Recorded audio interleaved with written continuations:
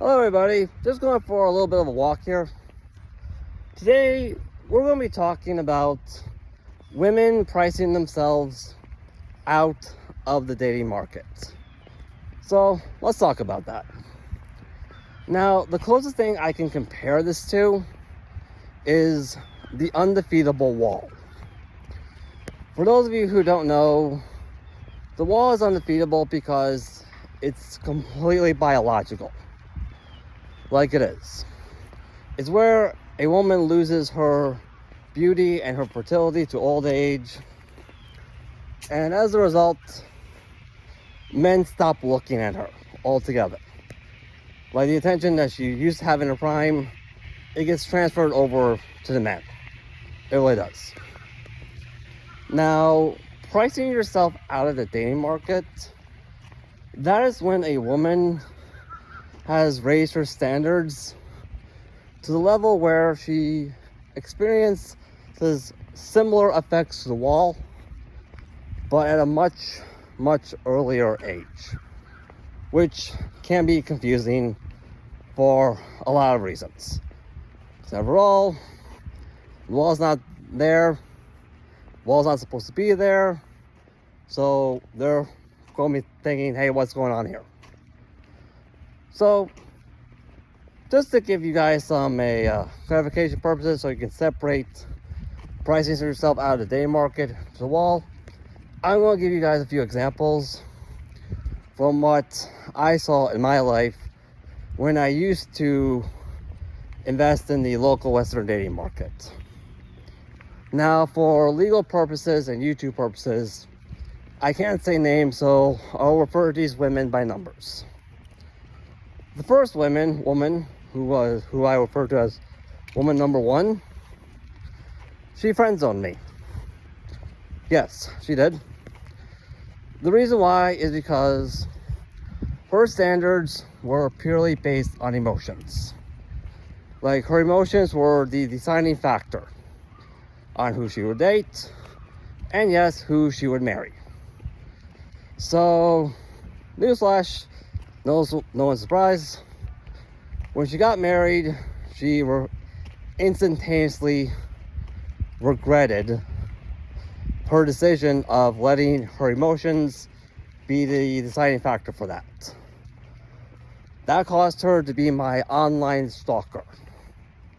And also, to no one's surprise, she did divorce that guy, which you would think would be a good thing.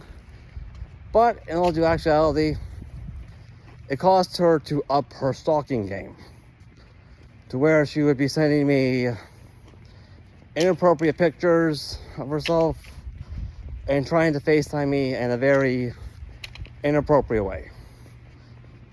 Long story short, she was trying to sell me free corn service. Yeah. I ended up blocking her because that was way too much for me. Even as a guy, it was way too much.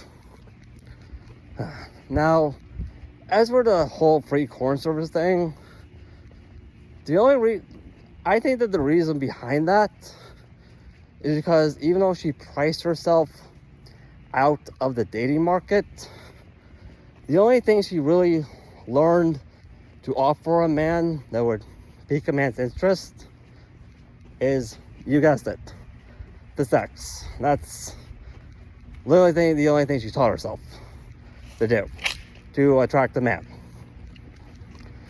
The second woman who I saw price herself out of the dating market, we will refer to this woman as number two. Yep, yeah, I know. Make fun as much as you like. This woman was what people online are saying is a woman who is inspiring to be a bad boss girl. Yeah, because she made it clear that men were not allowed to question her. Like, they were not. Like, anytime a guy would say something to her that she didn't like, it proved to be a nightmare.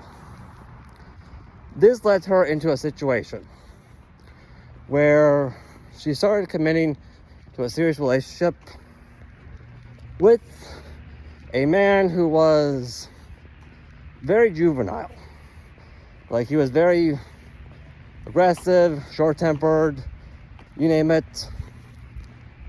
But she committed to this man because, not because she liked him or anything, but because that was all she had to work with. Quite literally.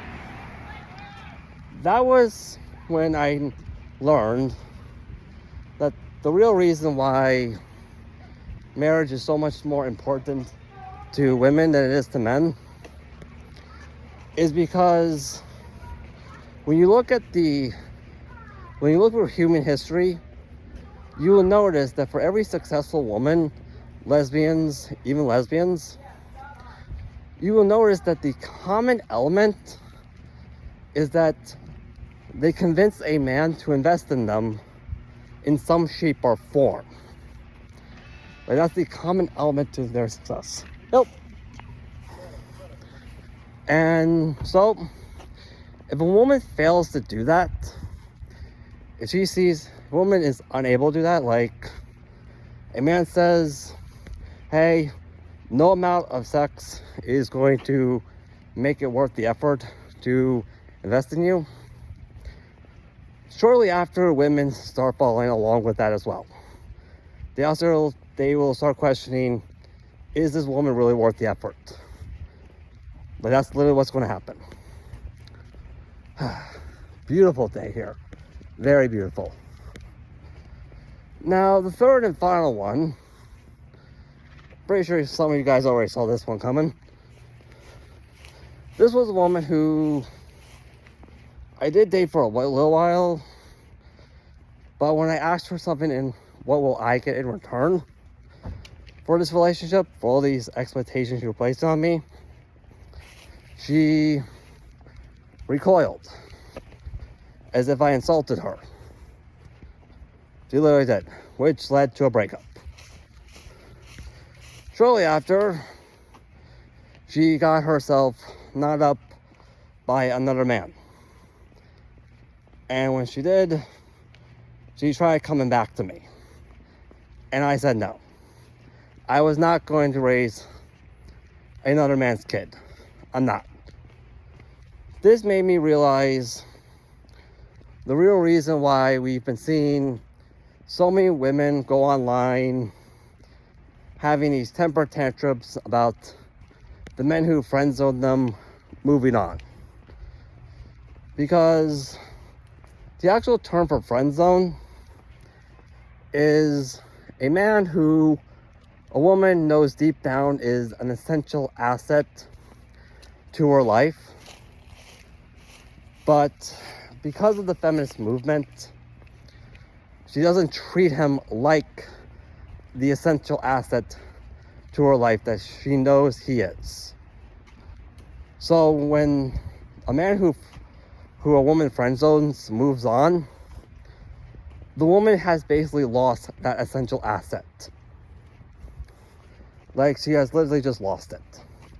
And it's not come back. So that's the reality that woman is facing.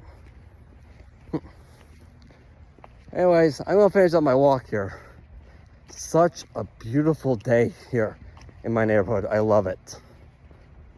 So, I'll see you guys later, okay?